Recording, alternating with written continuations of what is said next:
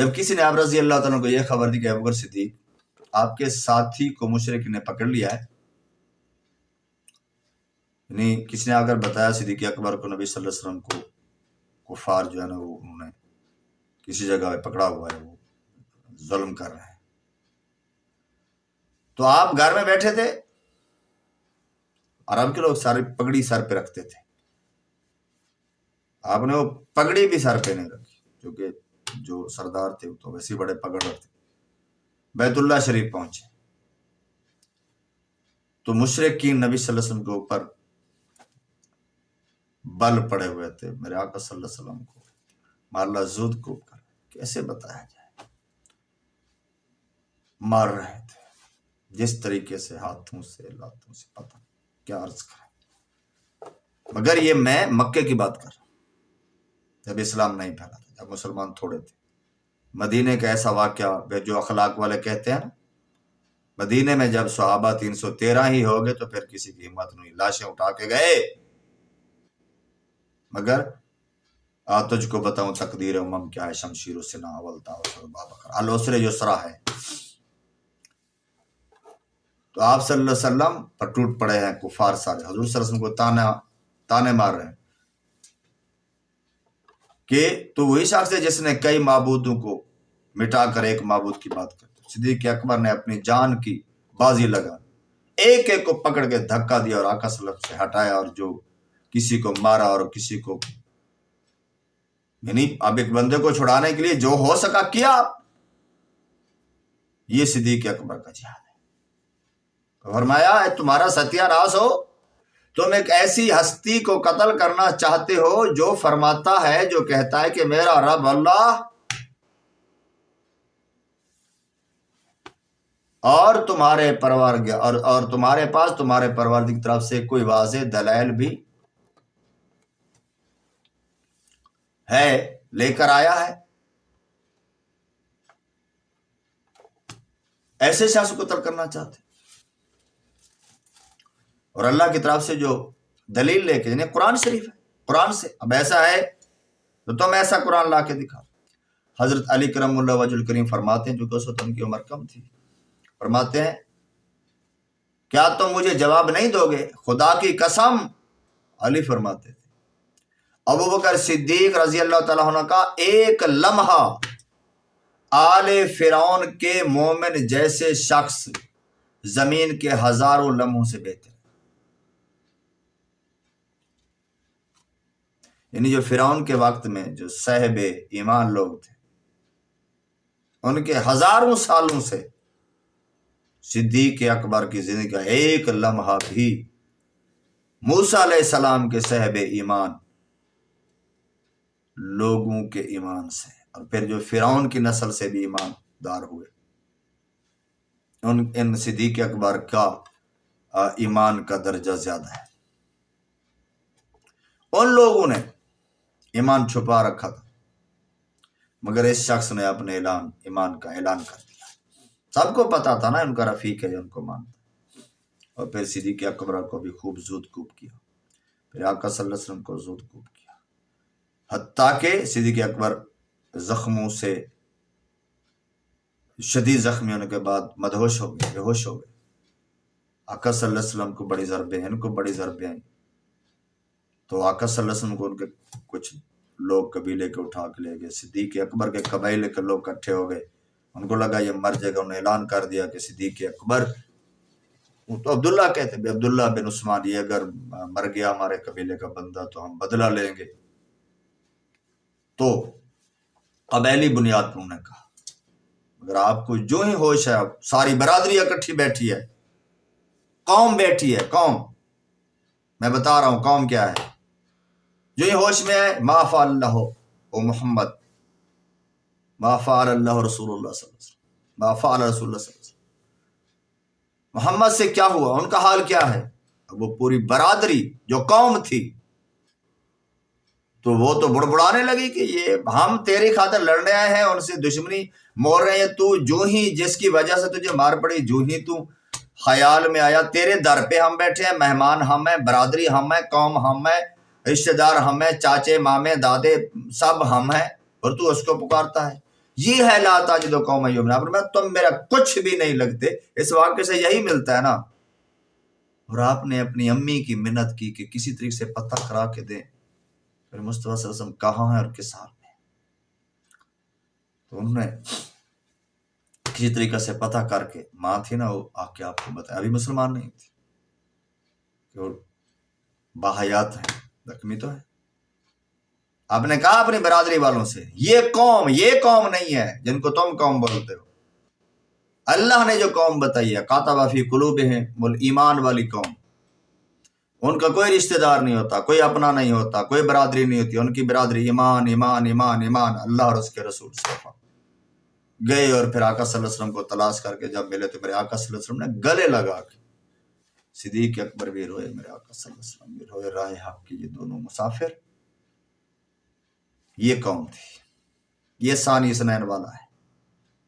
انعام پھر کیا ملا ہے، پھر روزے کے اندر بھی ساتھ انعام کیا ملا ہے، لا تجد قوما یؤمنون کاتب فی قلوبہم ایدہم بروح، جب خلافت ملی تو کتنے مشکلات کے پہاڑ سے، جس طریقے سے جس حکمت سے آپ نے فیصلے کیے، کوئی تعصب کی پٹی ہٹا کر جب ان فیصلوں کو دیکھے تو اس کے اندر نبوت کی بصیرت جو اللہ کے رسول کی طرف سے اور اللہ کی طرف سے جو بصیرت ملی تھی، کاتب فیکم الایمان وایدہم بروح منہ والی، وہ جو روحانیت طاقت ملی تھی ایمان کی، وہ آشکار ہوتی نظر آتی ہے، ورنہ انسانی عقل تو دنگ رہ جاتی ہے، وہ کچھ نہیں کر سکتی۔ جہاں منطقی، جہاں فلسفی، صرف زبانیں دراز کرنے کے علاوہ کچھ نہیں کر سکتے۔ صدیق اکبر نے جو کر کے دکھایا، اللہ اللہ، یہ صدیق اکبر ہے۔ جہاں ابوبکر صدیق رضی اللہ عنہ نے نیا دین اسلام قبول کر لیا تو قریش کے چند سردار، یہ ایک اور واقعہ بتا رہا ہوں آپ سے، دار الندوہ میں جمع ہوئے، انہوں نے آستینیں چڑھا لی۔ کہتے ہیں کہ دار الندوہ جو ہے نا، یہ غالباً ابو لہب کی بیٹھک کا نام ہے، ڈیرا سمجھ لو، وہاں بڑے بڑے سردار اکٹھے ہوئے، صدیق اکبر رضی اللہ عنہ کے بارے میں مشورہ کرنے لگے۔ انہوں نے کہا کہ ایک آدمی کو مقرر کیا جائے جو ان کو پکڑ کر لے آئے اور ان کو اپنے معبودوں کی دعوت دے، یعنی ان کو پھر واپس اسی اپنی مشرکانہ دین کی طرف لے آئے۔ تو طلحہ بن عبید اللہ ایک عرب کا سردار تھا، اس کی ڈیوٹی لگا کہ تو جا۔ طلحہ، یہ بعد میں یہ بھی چونکہ مسلمان ہوئے تھے تو ان کی بھی آگے واقعات آئیں گے بتاؤں گا۔ طلحہ بن عبید اللہ بھی اللہ خدا کی قسم، اس کی شہادت کے وقت کا جو الفاظ ہے نا، میں کہتا ہوں ایمان، اسلام اور عقیدہ اور محبت اور اطاعت اور وفا شش کر اٹھتی۔ یہ اس وقت کفار نے دار الندوہ سے بھیجا، صدیق اکبر کے پاس پہنچے۔ صدیق اکبر اس وقت کچھ لوگ میں بیٹھے تھے، طلحہ نے بلند آواز سے کہا، ابو بکر رضی اللہ عنہ میرے ساتھ ہو۔ صدیق اکبر نے پوچھا، تم مجھے کس لیے بلاتے ہو؟ اس نے کہا، میں آپ کو لات و عزیٰ کی عبادت کے لیے دعوت دیتا ہوں۔ صدیق اکبر نے فرمایا، کون لات؟ حالانکہ اب دیکھیں، پتہ ہے نا عرب کے اندر لات کس کو کہتے ہیں، لیکن یہ کون سا ہے؟ یہ کون انکاری ہے، یا لفظ کون ہے، لیکن یہ لا کے معنی میں آ رہا ہے، من کے معنی میں نہیں آ رہا، من لات، بلکہ یہ لا لات، یعنی جس کو بندہ کوئی اہمیت نہ دے، وہ کہتا ہے کہ مجھے جانتا ہے تو کون، جو سامنے بندہ جو ساری دیکھتا ہے اس کو بندہ کہتا ہے تو کون، یہ وہی لفظ ہے، کون لات۔ یہ کون انکاری کا ہے، جس کو ٹکے جتنی اہمیت نہ دی جائے، تب اس کو جب کسی اہمیت کا انکار کیا جائے، اس کی ذات کا انکار، پھر اس طرح بھی کہا جاتا ہے کہ من، تو کون ہے، من لات، کون لات؟ طلحہ نے کہا، اللہ کی بیٹیاں۔ تو یہ ظالموں نے یہ بھی بہت کچھ بنا رہے ہو، خدا کی بیٹیاں، اپنے لیے بیٹے بیٹیاں پسند نہیں کرتے، ان کو زندہ دے، خدا کے لیے بیٹیاں۔ قرآن میں اللہ نے یہی فرمایا، ظالمو یہ کیا کرتے ہو؟ اصل میں بت کے پجاریوں کو یہ بت کی پوجا کرتے کیوں ہیں؟ مجھے جو چیز سمجھ آئی ہے، انسان تو ہے شعور ظاہری طور پر بڑے بڑے کامیاب لگتے، اصل میں کیا ہے، انسان خدا کو بھی مرضی کے مطابق بنانا چاہتا ہے، یعنی وہ خدا چاہیے جو یہ چاہتا ہے خدا ویسا کرے. یہ بت، یہ بانسے اپنی نفس کے مطابق یہ بت ہے، اندر کا بت باہر کا خدا، پتھر کو رکھا خدا بنا. یہ اصل میں کہ یہ خدا تو وہ ہے، یہ تو کچھ کر نہیں سکتے، ہم جو بولیں گے ان کو یہ وہی کریں گے. یہ اپنی من اصل میں بت ہے. یہی سب سے بڑا کفر ہے. من اتبع الہ ہواہ، اللہ نے فرمایا یہ اپنی خواہش نفس کو اپنا معبود بنائے ہوئے ہے. صدیق عمر نے فرمایا تو پھر ان کی ماں کون سی ہے؟ فرمایا یہ اللہ کی بیٹیاں جو ہیں. تو اللات کی ماں کون ہے؟ خدا نہ خواستہ الیاذ باللہ ورضی اللہ معافی دے، سمجھانے کے لیے بتا رہا ہوں. جو وہ کہتے ہیں کہ یہ اللہ تو معاذ اللہ بھی ان کا باپ ہو گیا، ان کی ماں کون ہے؟ یہ سن کر طلحہ کو جیسے کہتے ہیں نا سانپ سونپ گیا، یعنی چپ ہو گئے، کوئی بات ان کے منہ سے نہ نکلی. صدیق اکبر رضی اللہ تعالیٰ طلحہ کے ساتھیوں کی طرح ملتفت. طلحہ تھا، اس کے ساتھ اور بندے تھے. فرمایا آئے اپنے ساتھی کو جواب دو. کہا جو یہ نہیں بول رہا، جو اس کے ساتھ پورا جتھا آیا ہوا ہے، بڑے بڑے گودے آئے ہوئے ہو، اور گودا آیا اس کے ساتھ یہ سارے آئے ہوئے ہیں، مل کے جواب دے دو نا میری ایک بات کا. اللہ صدیق کی چوٹ تھی، مومن کی چوٹ تھی، مومن کی ضرب تھی، بھلے زبان سے تھی، مگر دشمن کو کرب میں مبتلا کر گئی، لاجواب کر گئی، ذبح کر کے رکھ دیا ان کے عقیدے کو. وہ بھی خاموش تھے. کہا طلحہ کے ساتھیوں سے، کہا طلحہ کو بتاؤ، طلحہ سے اپنے ساتھیوں سے پوچھو تمہاری لات کی یہ جو خدا کی بیٹی ہے اس کی ماں کون ہے؟ طلحہ اپنی ساتھیوں کی طرف کافی دیر تک دیکھتے رہے. اس نے کہا یار بات تو اس کی معقول ہے، جواب دو نا. وہ جو شکار کرنے آیا تھا شکار ہو گیا، وہ جو سمجھانے آیا تھا اللہ نے اس کی گرہ کھول دی.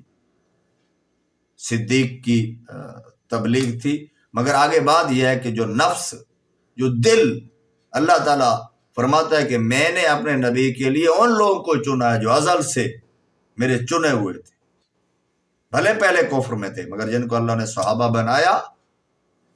مراتب ہیں ان میں، جو مراتب کو نہیں مانتے سب کو ایک ہی گٹھڑی میں تول دیتے ہیں تو یہ ظلم ہے. تو مراتب کے لحاظ سے مگر یہ چنے ہوئے دل ہیں. تو طلحہ نے اپنے ساتھی آیا صدیق اکبر کو سمجھانے، اب اپنے ساتھی کو دیکھ رہا ہے کہ جواب دو.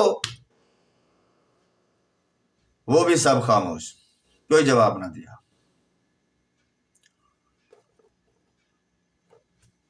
اور کافی دیر تک دیکھتے رہے، خوفناک قسم کی خاموشی، چپ، سکوت طاری ہے. اور پھر وہ کہنے لگا حضرت طلحہ بن عبید اللہ، اس کے اس لمحے کی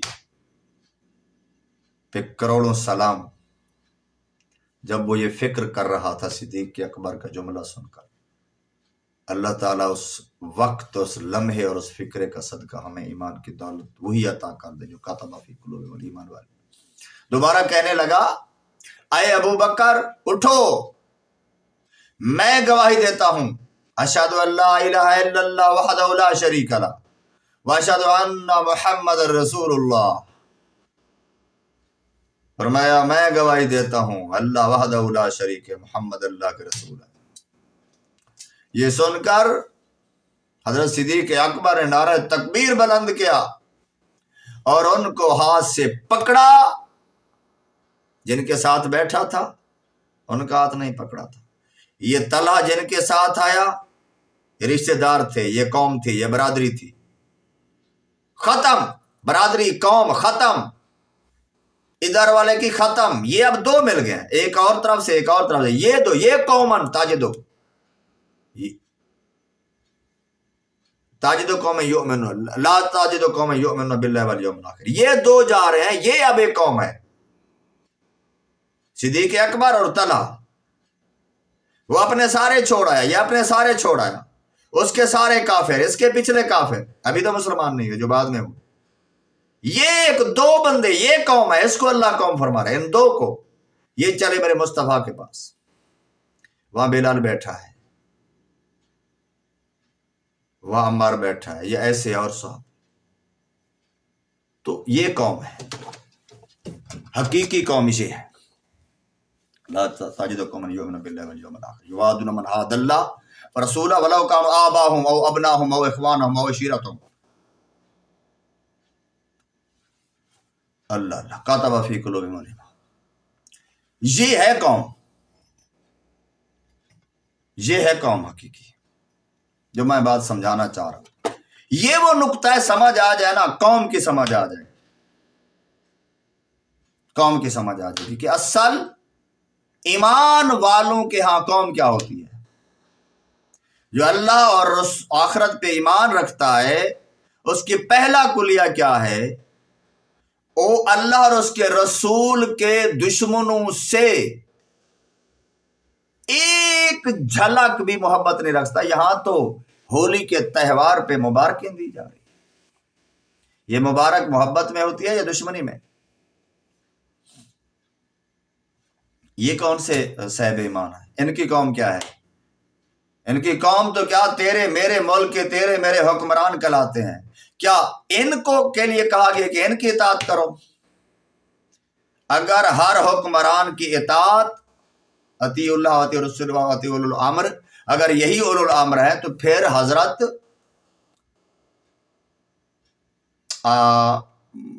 امام حسین کو کیا کہو گے؟ انہوں نے کی اطیع اولو الامر. اس جیسے بننا چاہ رہے تھے، اس حد تک بھی نہیں پہنچے تھے. کچھ حدود اسلام کی انہوں نے تضحیق شروع کی تو امام حسین جیسی ہستی کربلا کے تپتے ہوئے ریت پہ سب کچھ کیوں لٹا دیا؟ یہ اس لیے کہ یؤمن باللہ والآخر، اللہ اور آخرت پہ ایمان رکھنے والا تھا. جو اللہ اور آخرت پہ ایمان رکھنے والا ہے وہ قوم ہے، اور اسی کی مانے گا، اطاعت اسی کی کرے گا، اسی اولو الامر کی کرے گا کہ جو اللہ رسول کی مانتا ہو، ورنہ کوئی صورت نہیں ہے. اللہ اللہ اللہ. صدیق اکبر کا ایک اور نور ایمان سے بھرا ہوا نور ایمان کی روشنی سے منور ایک واقعہ. صبح کا ٹائم تھا، ہر طرف صبح کی روشنی پھیل رہی تھی، اندھیرا کوچ کرنے والا تھا. صدیق اکبر رضی اللہ تعالیٰ اپنا سامان جمع کرنے لگے اور زیادہ راہ تیار کرنے لگے. کہیں سفر پہ جانا چاہ رہے تھے. تیاری سفر کی کرنے کے بعد اپنا عصا مبارک اٹھایا اور روانہ ہو گئے. اپنے دل میں جذبات ایمان کو لیتے ہوئے مکہ سے جدا ہوئے اور ایمان سے معمور بھرے ہوئے دل کو لے کر حبشہ کی طرف، یہ آپ کی پہلی ہجرت کا ذکر کر رہا ہوں، چل دیے ایمان بچانے کے لیے. جہاں کہتے ہیں نا کہ بھی نہ چلتی ہو، ایمان بچانے کے لیے وہاں سے چھوڑ دینا انبیاء اور صلحاء کا طریقہ. جب برق الغماد یمن میں ایک جگہ ہے، وہاں پہنچے تو ابن الدغنا، یہ عرب کا ایک سردار تھا، اس سے آپ رضی اللہ عنہ کی ملاقات ہو، جو مشہور قبیلہ کارا کا سردار تھا. اس نے جوش بھری آواز میں پوچھا، اے ابو بکر رضی اللہ تعالیٰ عنہ، کدھر کا ارادہ ہے؟ آپ نے یا یہ نرمی، یعنی گفتگو کرنے کے انداز میں، جب عام گفتگو ہو رہی ہے، آپ نے بڑی نرمی سے جواب دیا، میری قوم مجھے مکے میں نہیں رہنے دیتی، میرے لیے زندگی مشکل کر دی، سمجھو مجھے نکال دیا ہے. یہ ایک صورت ہوتی ہے، ایک نکال دینا ہوتا ہے، ایسے حالات پیدا کر دو کہ نکل جانا ہی پڑے، تو یہ بھی نکال دینا. فرمایا مجھے قوم نے نکال دیا. فرمایا کہ میں نے اب ارادہ کر لیا ہے کہ میں زمین کی سیاحت کروں اور اپنے رب کی جہاں چاہوں بات کروں. ابن الدغنا کو نے افسوس کا اظہار کیا کہ ایک عرب کا سردار، ایک بڑا عرب کا بہت بڑا ذمہ دار بندہ تو یہ جا رہا ہے. تو ابن دغنا کہنے لگا کہ یہ کیسے شخص کو لوگوں نے ایسے شخص کو نکال دیا ہے، ہاں، کہ جس کی وجہ سے یہاں لوگوں کو بڑا فائدہ تھا، ایسے بندے کو نکال دیا جو ضرورت مندوں کا خیال رکھتا تھا، جو صلہ رحمی کرتا تھا، یعنی جو خون کے رشتے سے ان سے احترام کرنا، یعنی جب ان کو ضرورت ہو۔ اب یہ احترام یہ نہیں ہے کہ ایمان دین چھوڑ دینا، یہ بات یاد رکھیں۔ یتیم اور بے سہاروں کا بوجھ بننا، مہمان نوازی کرتے، حق پر قائم رہنے کی وجہ سے آنے والے مصائب میں دوسروں کی مصیبت مصائب میں دوسروں کی مدد کرتے، جو حق پہ ہوتا اس کا ساتھ۔ اس نے کہا میں آپ کو پناہ دیتا ہوں، کوئی کچھ آپ کو کہے گا تو میں ذمہ دار، میرے ساتھ واپس چلیے اور اپنے شہر میں اپنے رب کی بات کیجیے، آپ اپنے دین پہ بے شک چلیں۔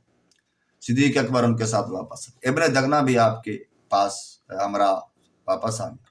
شام کا وقت ابن دغنا قریش کے سرداروں کے پاس گیا اور کہا، ان سے جا کر کہا کہ صدیق اکبر ابو بکر رضی اللہ تعالیٰ عنہ جیسا شخص نہ خود نکلتا ہے نہ اسے نکالا جاتا ہے، کیا تم ایسا آدمی کو نکالتے ہو جو یہاں غریبوں کے لیے کما کر لاتا ہے، یعنی باہر سے تجارت کرتا ہے یہاں کے غریبوں میں لٹا دیتا ہے، ایسے شخص کو جو اپنے رشتہ دار کمزور رشتہ داروں کا صلہ رحمی کرتا ہے، ان کی عزت کرتا ہے، رشتہ داروں کے ساتھ صلہ رحمی کرنا اچھا ہے، مگر یہ بات کیا ہو رہی ہے کہ جب وہ ایمان کے مخالف آ جائیں، ایمان کے مقابلے میں آ جائیں، تب ان کے ساتھ سلوک اچھا کرنا یہ صلہ رحمی میں شمار نہیں ہے۔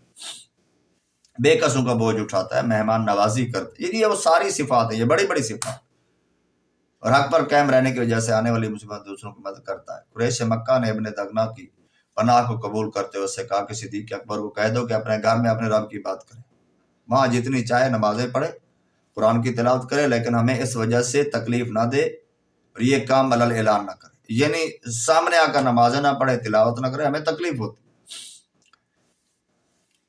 ہماری، کہتے ہیں کہ اس کی اس طریقے سے اگر وہ ایسے سرعام کرے گا ہماری عورتیں ہمارے بچے فتنہ سے دو چار نہ ہو۔ اچھا دیکھیں یہ بات ہے، دین اسلام کے دائی صدیق اکبر جیسے بندے کو بھی لوگ دانا دے رہے ہیں کہ یہ فتنہ پرور ہے، یہ عمل کرے گا، قرآن پڑھے گا، نماز پڑھے گا تو فتنہ ہوگا، یعنی طاقتور دولت مند دنیا والے دین کے دشمن ہر دور میں ان کو دین داری پہ زیادہ پابندی اور اس کا اہتمام ان کو فتنہ لگتا ہے، اور نماز بھی اعلان نہ پڑھے۔ مگر پھر بھی صدیق اکبر کے دل میں کوئی بات آئی تو انہوں نے اپنے گھر کے سین میں ایک مسجد بنا لی اور اس میں نماز پڑھنے لگے اور قرآن شریف کی تلاوت کرنے لگے۔ دیکھتے ہی دیکھتے مشرکین کی عورتوں اور بچوں کا اجدام اور اپنے گھر میں مسجد بیت بنا لی، وہیں پڑھتے تو ان کے بچے ان کی عورتیں جو کہ محلے داری جیسے ہوتی ہے، شہر ایک ہوتا ہے، لوگ آنے لگے۔ صدیق اکبر رضی اللہ تعالیٰ عنہ چونکہ اللہ تعالیٰ کے بارگاہ میں آپ کی عاجزی، انکساری اور تضرع، خشوع و خضوع ایسا تھا کہ بڑے رونے والے، اس لیے آپ کو بتایا اللہ کے خوف سے بڑے رونے والے، السابقون الاولون میں ہونے کے باوجود بڑے رونے والے تھے۔ میرے آقا صلی اللہ علیہ وسلم سے تصدیق جنت، بشارت جنت لینے کے باوجود تک بھی بڑے رونے والے تھے۔ ہجرت کرنے کے بعد، بدر و حنین میں شامل ہونے کے بعد بھی بڑے رونے والے تھے، بعد میں بھی آپ کا یہ امام کس چیز سے رونے والے تھے؟ اللہ کی خشیت سے۔ یہ جو آپ کو نرم دل، نرم مزاج، یہ اصل میں خشیت اللہ، بڑے روتے تھے کہ اللہ کی بارگاہ کی پیشی مشکل ہے۔ میں پوچھتا ہوں آج کے مولویوں سے، علماء حق کی نہیں بات کر رہا، جو نہیں اس طرح سوچ رہا اس کو کہہ رہا، اور یہ گدی نشینوں کو کہ ہمارا بابا دادا فلاں ولی تھا اس لیے ہم تو سب جناب ہم اچھا قرآن ایک آیت کسی کو نہیں پڑھا سکتے، نہ پڑھاتے ہیں۔ اپنی مسجد میں کہیں گے کوئی امام کھڑا ہے اس کو تنخواہ دیتے ہیں، قاری امام ہے، نماز اس کے پیچھے، ہاتھ یہ چموانے کے لیے آگے، دین کا کام کون کر رہا ہے؟ صدیق اکبر بڑے رونے والے، یہ روتے ہیں، کتنا روتے ہیں؟ انہوں نے تو لگا ہوا ہے کہ ہماری تو نسل ہی جنتی ہے، کچھ بھی کرتے رہے، تو وہ کیوں روتے تھے؟ چلو وہ یہ نسل کا نہ کہتا میری ہے یا نہیں، خود کیوں روتا تھا میرے آقا سے بشارتیں لینے کے باوجود، ساتھ رہنے کے بعد، مشکلات دین برداشت کرنے کے باوجود آخر عمر تک روتے رہے، کیوں روتے تھے؟ اور تمہیں کس نے سرٹیفکیٹ دے دیا ہے کہ تم جنتی ہو، اور تم لوگوں سے صرف ہاتھ چموانے کے لیے اور لوگوں کا مال کھانے کے لیے پیدا ہوئے؟ یہ طریقہ اسلام نہیں ہے۔ میں یہ نہیں کہہ رہا کہ نیک کو لوگوں کی عزت نہ کرو، مگر خود کو نیک سمجھ کے اور ایک تھڑا جما لینا کہ میں نیک ہوں اور آؤ میری خدمت کرو، اور مختلف مولوی مقرر کیے ہو اس کو پڑھ پڑھ کے سنا کے چونکہ اس کا بابا یہ تھا تو یہ بھی یہ ہے۔ اب یہ جھوٹ ہے، داڑھی منڈا ہوا ہے، نماز پڑھتا نہیں، خدا سے ڈرتا نہیں، پتہ نہیں کیا کیا گناہ کرتا ہے، پھر بھی تمہیں لگتا ہے یہ کس آیت اور کس حدیث کا ترجمہ ہے؟ وہ رونے والے تھے،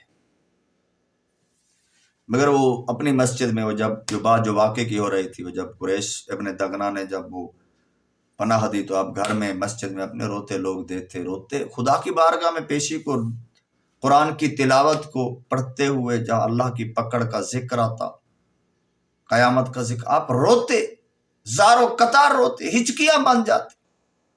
وہ جو تماشا دیکھنے آتے تو شہرت ہوگی، لوگوں کا ہجوم لگنے لگا، تو مشرکین مکہ پھر گھبرا گئے، انہیں ابن دغنا کو بلایا، کہنے لگے ہم نے آپ کی پناہ دینے کی وجہ سے صدیق اکبر کو اشارت اور پناہ دی کو اپنے گھر میں اپنے رب کی بات کریں، انہوں نے اسے تجاوز کرتے ہوئے اپنے گھر کے صحن میں مسجد بنا لی۔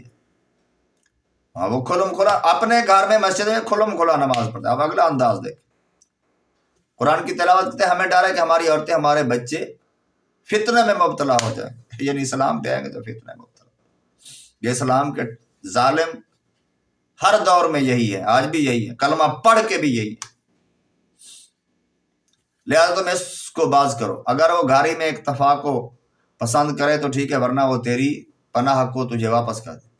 ابن دغنا صدیق اکبر کے پاس آیا اور نہایت سکون و اطمینان سے بیٹھنے کے بعد، یعنی وہ بڑے باوقار انداز سے اپنے طور پہ آیا، کہنے لگا آپ رضی اللہ عنہ جانتے ہیں کہ جس پر ہمارا اتفاق ہوتا ہے، یا تو آپ رضی اللہ عنہ اس پر اتفاق کریں یا پھر میری پناہ مجھے واپس لوٹا۔ عرب میں ایک طریقہ، اس نے کہا کہ میں نے پناہ دی تھی، آپ نے وہ جتنی شرطیں پابندیاں ہم کہہ رہے تھے وہ تو آپ نے صحیح پوری نہیں کی، تو میری پناہ واپس کر دیں۔